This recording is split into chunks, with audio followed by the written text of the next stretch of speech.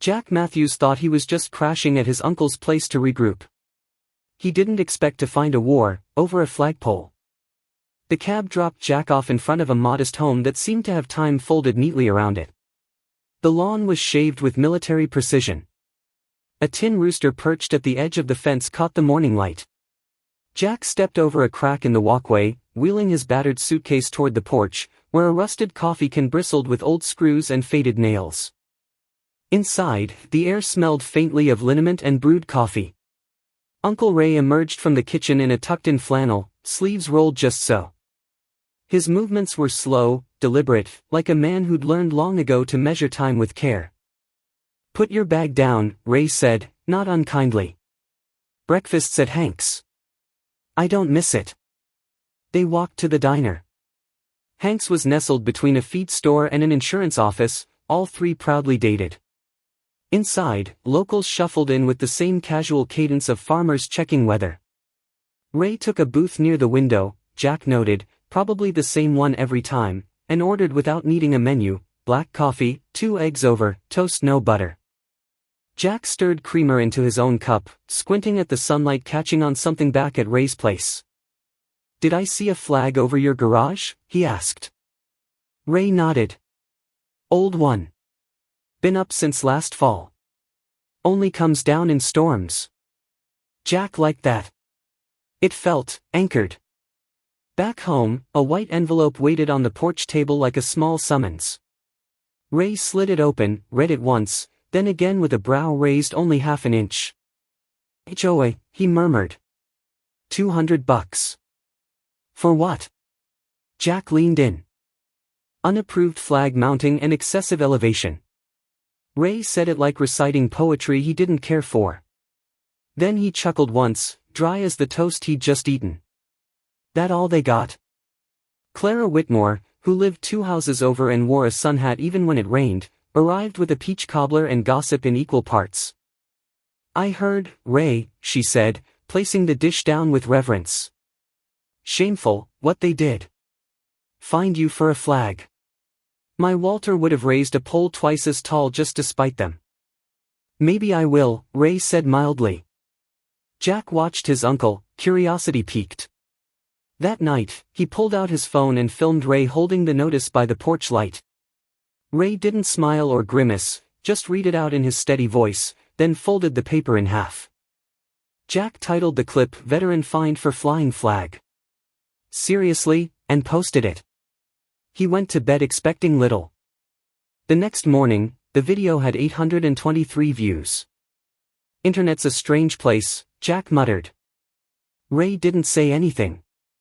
He sat at the table, sipping his coffee, his eyes not on the phone but on a napkin in front of him. On it was a sketch, lines forming a tall pole, tiny numbers neatly labeled alongside. Jack peered over. "What are you building?" Ray smiled without showing teeth. "Not a fence. Some men fight with fists. Ray fights with hardware store receipts and reinforced steel." The shopping cart squeaked on one side as Ray pushed it slowly through the towering aisles of Home Depot. Jack trailed behind, a bag of bolts in hand, trying to decipher the silent code his uncle seemed to operate on. Ray barely glanced at the item tags, his fingers tracing the edge of a steel pole with quiet approval. 40 feet, galvanized, industrial grade. It clanked against the cart with a sound that said permanence. "You're really going through with this?" Jack asked, watching Ray inspect a heavy-duty mount base. Ray didn't answer. He picked up a 5-gallon tub of fast-setting cement mix, hefted it into the cart like it weighed nothing more than his coffee mug. At checkout, Ray kept the receipts neatly folded into his wallet. No comment, no complaint. They made their usual stop at Hank's. Hank leaned over the counter with a grin that had seen too many sunrises. "You putting in a new radio tower, Ray?" he teased. Ray stirred sugar into his coffee. "Something like that." Jack chuckled, but his mind was turning now. He remembered the sketch on the napkin. Remembered how Ray had aligned the base with mathematical precision. It wasn't just a pole. It was a message. Back at Elmwood Lane, Clara strolled past with her poodle, Misty, who sniffed every mailbox like it held buried treasure. She held 2 glasses of sweet tea, offering one to Jack over the fence. "Don't let him fool you," she said with a wink. "Your uncle's got more fire in him than he lets on." Jack took a sip. "He always like this?" He was quieter after Marlene passed. "But you know, he's always had a way of standing taller than most. Even when he's sitting down." A letter waited in the mailbox that afternoon. Jack watched as Ray slid it open and read it without emotion. Karen Sanders' letterhead looked more like a law firm's than a neighborhood notice. Jack read over his shoulder, "Pending violation under review for unauthorized structure assembly." "They're poking the wrong bear," Clara muttered from the sidewalk, not breaking her pace. Jack sat beside Ray that evening, voice recorder in hand. "Why this matters so much?" Ray stared out over the backyard, where bags of cement and steel waited for the moon. "Because I don't like bullies. Never have. Doesn't matter how they vote or where they sit. You let them push once, they keep pushing." Jack nodded, struck more by what wasn't said than what was. Later that night, he edited the footage, Ray's hands steady as they unpacked tools, Ray speaking softly about dignity, about not backing down even when you're 71 and the arthritis nags your knees. He titled it, "Old Man Builds the Tallest Flagpole in Town." At dusk, the cement mixer started humming. Jack held a flashlight while Ray poured. The base formed a perfect circle in the ground, centered, smoothed with care. The wind had picked up slightly, carrying the scent of cut grass and damp earth. Ray didn't measure twice, he measured 3 times. Jack began to notice small things, how Ray set the angle toward the street, how he nodded once as if aligning something invisible. Then Jack froze. From where the pole would rise, the direct line of sight pointed exactly at the second-floor window of the HOA office. The one Karen used. He opened his phone. 5,000 views. The number blinked up again, rising slowly. His thumb hovered, then lowered the screen. Ray glanced up, brushing dust from his hands. "Better get your camera ready, kid. Tomorrow's gonna be loud." By the time the sun rose, the pole was already casting its shadow, literally and politically. The steel shimmered against the lavender morning sky. At the top, the flag unfurled in a breeze that seemed to know it had an audience. Ray stood alone in the yard, cap in hand, saluting quietly as the first light struck red and white stripes. Jack watched from the porch, coffee in one hand, phone in the other, already filming. A few cars slowed as they passed Elmwood Lane. One driver honked twice and raised a fist in silent solidarity. The front gate creaked. Karen Sanders stood stiff as a statue, lips pursed and clipboard in hand. "This isn't over," she said, gesturing at the pole like it had insulted her personally. Ray turned his head slightly, never lowering his gaze from the flag. "Didn't think it was." Karen's heels clicked against the walkway as she turned sharply. Across the street, Clara emerged from behind her screen door, a folded flag in hand. She stuck it neatly into a flower pot, then returned inside without a word. Later that afternoon, Mr. Arnold appeared on his porch in a clean bomber jacket, his own small flag hanging from the railing. He didn't wave, but when Ray passed by on his walk, he offered a slow nod. Ray returned it with the same gravity 2 soldiers would exchange across a battlefield. Meanwhile, online, things were heating up. The local Facebook group, Maple Falls Chat and Rant, lit up like a 4th of July fireworks stand.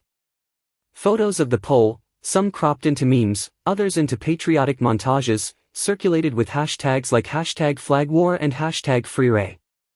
Debates flared in comment threads, some defended the HOA, arguing the rulebook was clear, others posted gifs of bald eagles soaring and quoted the Constitution.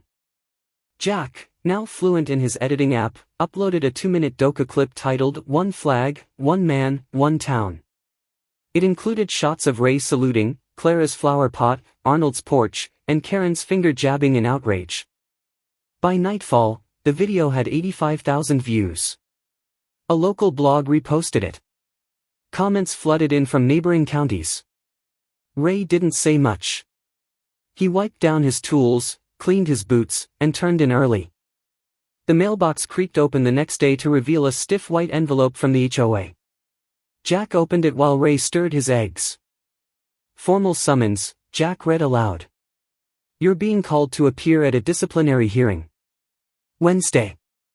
10 a.m. Topic, unauthorized structure, disruption of HOA harmony, potential liability. Ray folded the paper and tucked it under the same coaster as the last notice. That evening, Jack's phone buzzed while they sat on the porch. WCVR News, Jack answered, then glanced at Ray. They want to talk. About the flagpole. Ray didn't miss a beat. Tell them to come after breakfast. Jack grinned, already picturing the news van pulling up to Elmwood Lane. Across town, Karen sat at her desk with the blinds drawn. Her screen glowed with angry comments and flag emojis.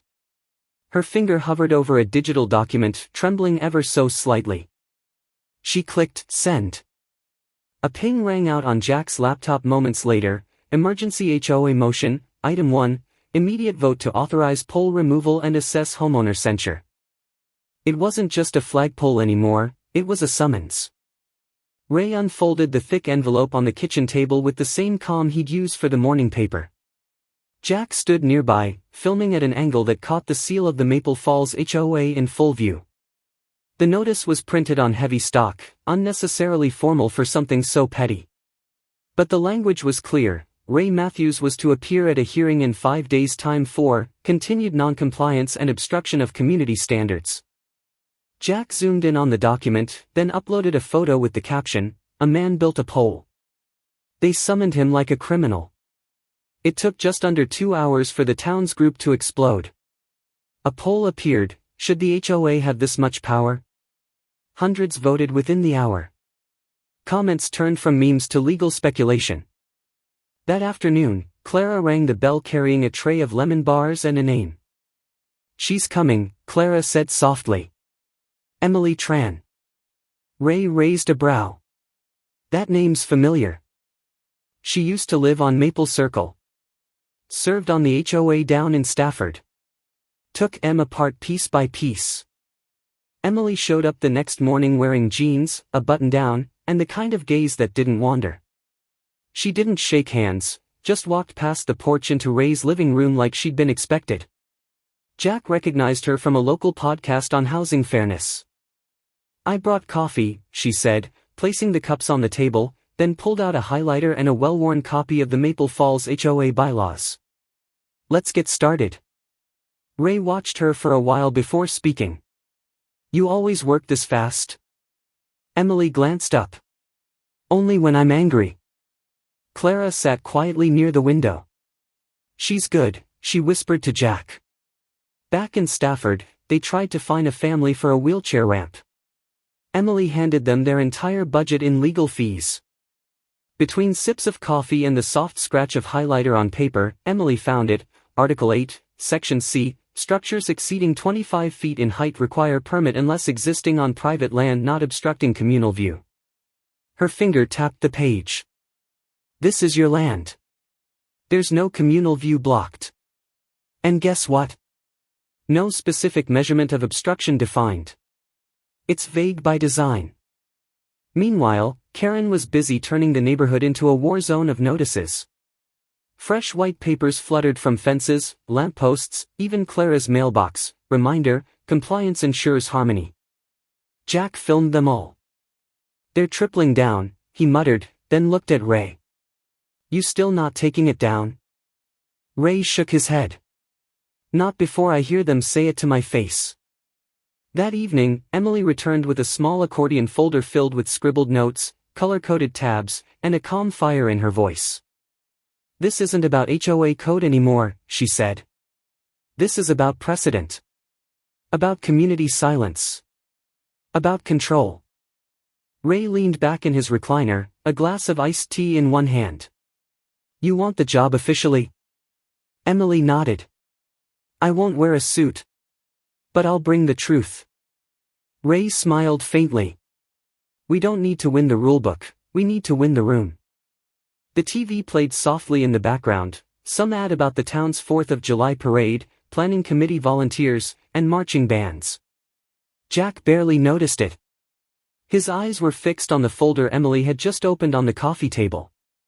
Inside was a manila tab labeled in blue ink, "Precedent Cases, HOA Abuse." The flags kept going up, and so did the tension. By sunrise, 5 new porches on Elmwood Lane had sprouted small American flags, fluttering like whispers in a war no one wanted to name. Some were tucked into flower pots. One was zip-tied to a broom handle. Another stuck proudly from a wooden duck sculpture. Ray, as always, said nothing, but he nodded at each one as he walked past with his coffee in hand. The doka clip Jack had cut weeks ago had taken on a strange second life.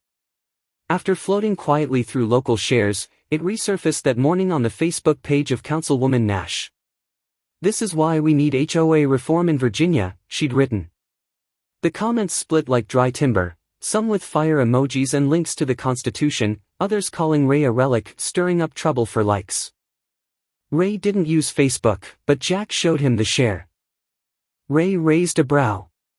"She's the one with the dog rescue thing?" "That's the one," Jack nodded. Emily spent most of her morning cross-legged in Ray's garage. The space had transformed, clipboards hung beside gardening tools, HOA bylaws pinned next to lawnmower blades. She tapped the new notice Karen had posted overnight onto the board with a magnet shaped like a trout. "Retroactive regulation," she muttered. "Flagpoles above 12 feet now require pre-approval. Effective immediately, violation subject to fine and removal." She looked at Jack. "You can't pass a law and then punish the past." Jack was already filming her. "Say it one more time, like you mean it." Emily grinned and obliged. Out on the sidewalk, Tony was setting up a card table with a stack of folded t-shirts. His mother peeked from behind the curtains occasionally, but didn't stop him. The shirts were simple, a black silhouette of Ray saluting the pole, with blocky red letters reading, "Let Ray Fly." "They're $15 each, Tony said when Jack wandered over. 40 sold already. That one guy from the radio station bought 3.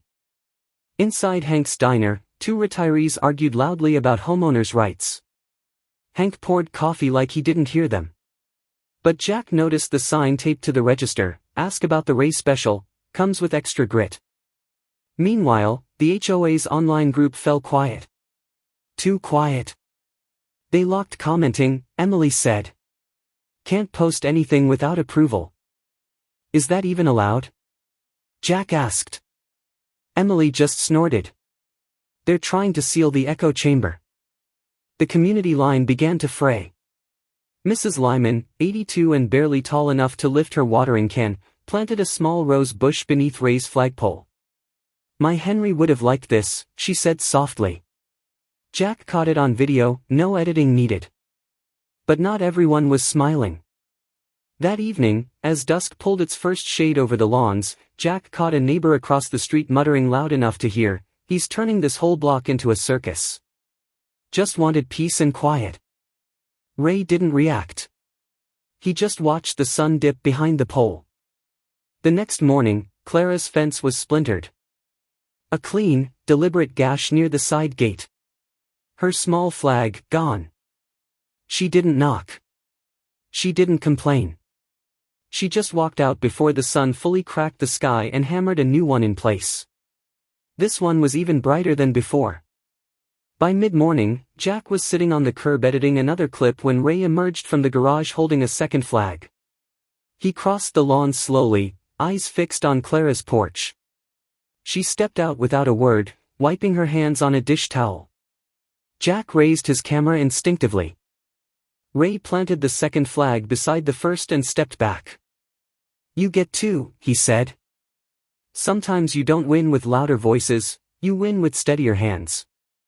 The kitchen smelled faintly of old wood and black tea.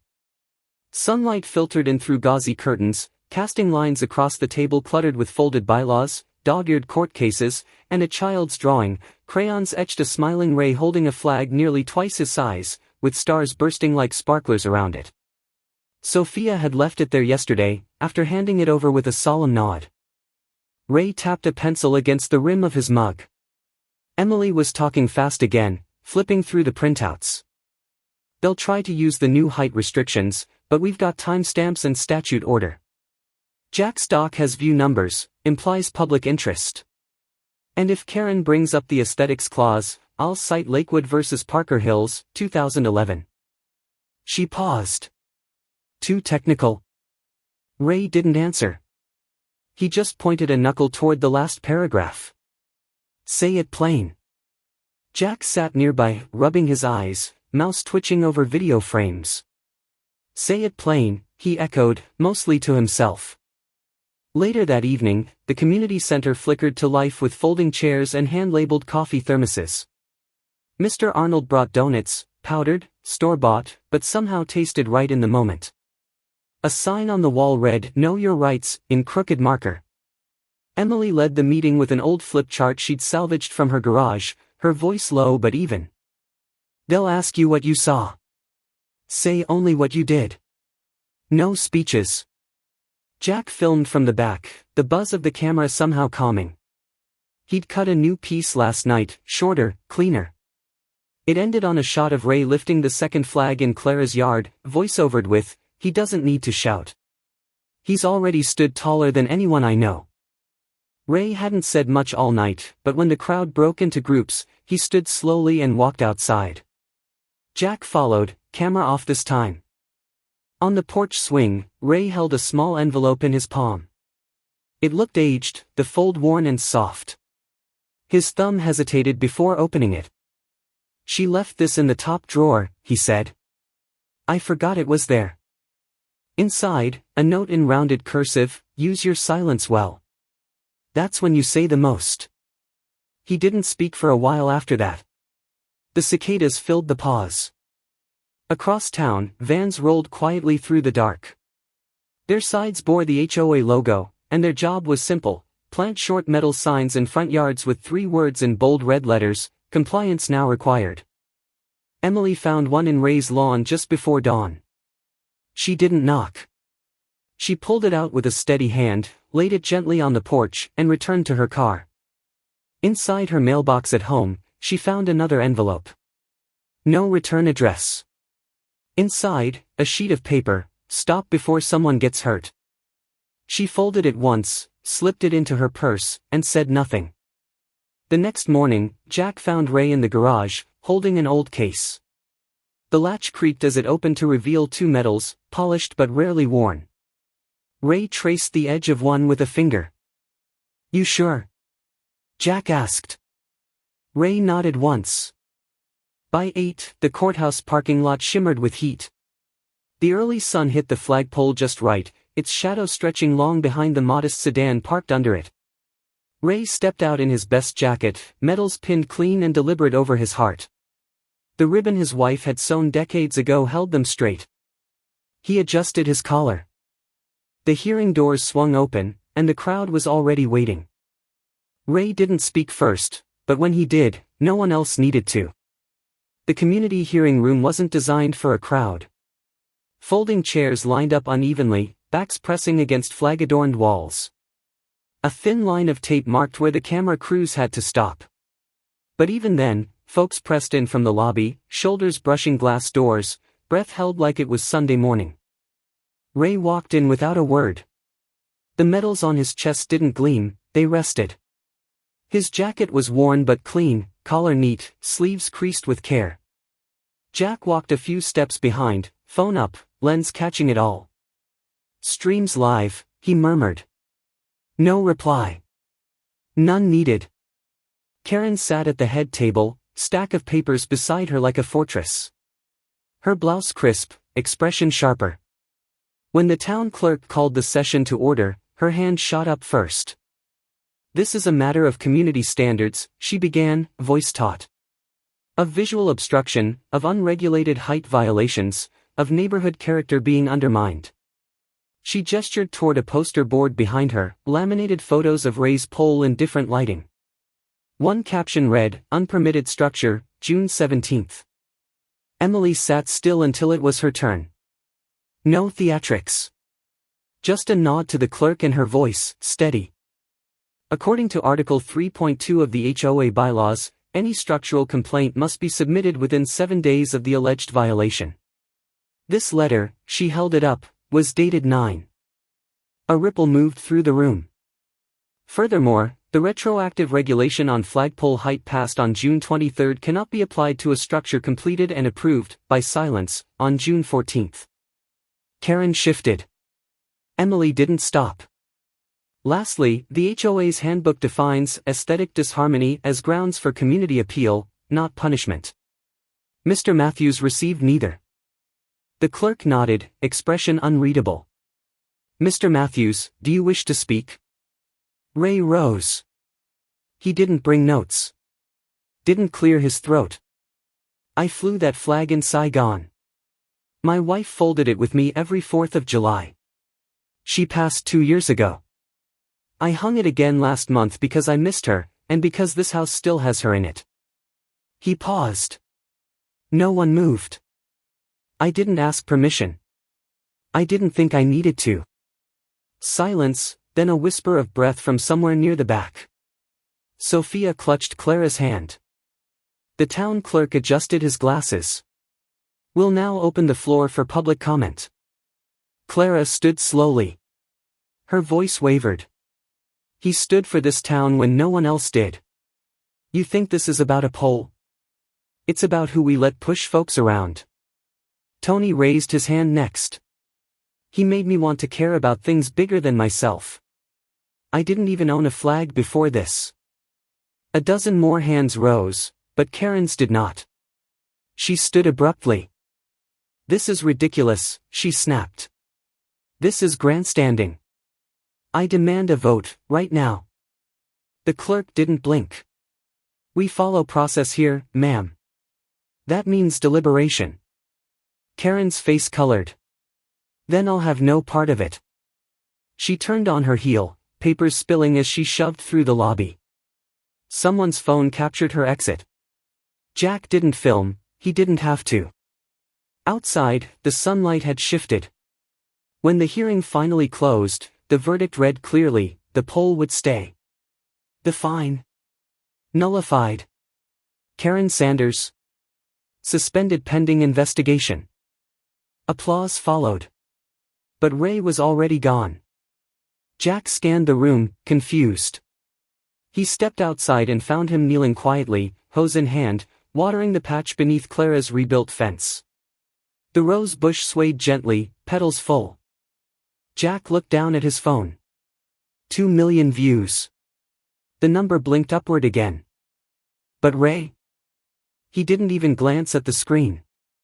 There was no parade scheduled, but the town made one anyway.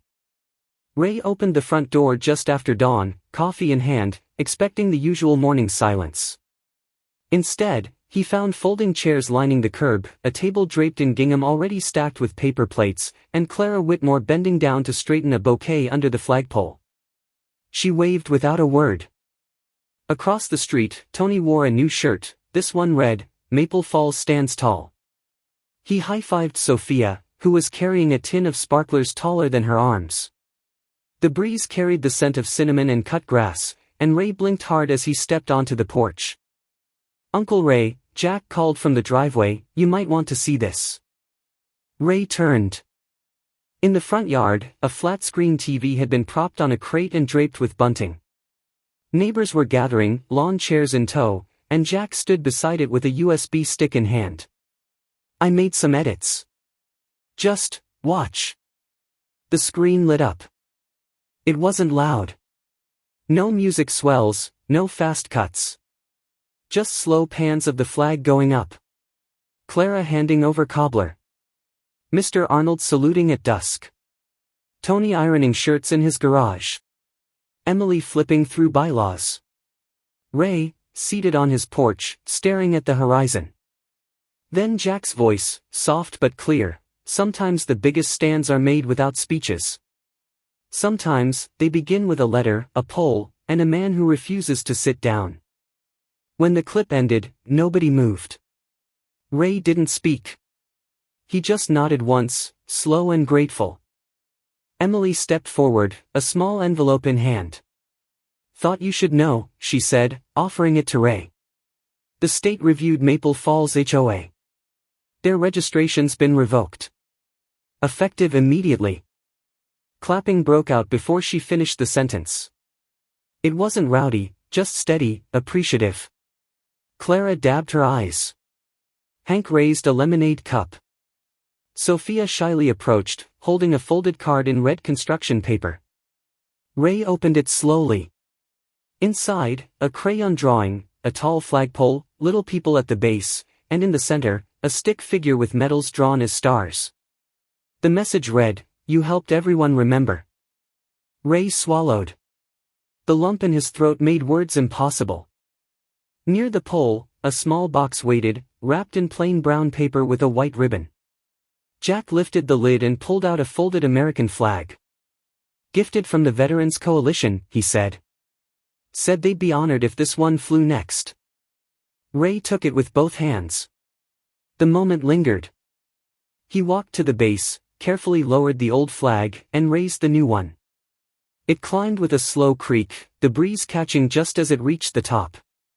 The fabric snapped once in the air, sharp and proud. Applause again. Ray turned, hands still on the rope. "This was never about me," he said, finally. Clara slipped her arm through his. "That's why it was always about you." As the sky darkened, the crowd stayed, blankets on lawns, sparklers in hand. When the first firework burst above Maple Falls, it reflected off the pole in clean silver flashes. Ray sat beside Clara, medals tucked away, hands resting on his knees. On the TV, Jack played the video again. But this time, it ended differently, his voice faded into a soft epilogue. "Sometimes the biggest battles don't make noise. They just leave a shadow tall enough for the rest of us to stand in." And Ray, he just watched the flag wave. The morning after the hearing, Maple Falls didn't feel different, but it breathed easier. A quiet man with a pole had reminded his neighbors that rules are meant to serve, not to silence. When power forgets compassion, it's the steady hands and shared voices of a community that bring balance back. Perhaps it's never too late to stand a little taller, for yourself, or for someone who can't. Like a flag raised in still wind, dignity doesn't need applause to fly high.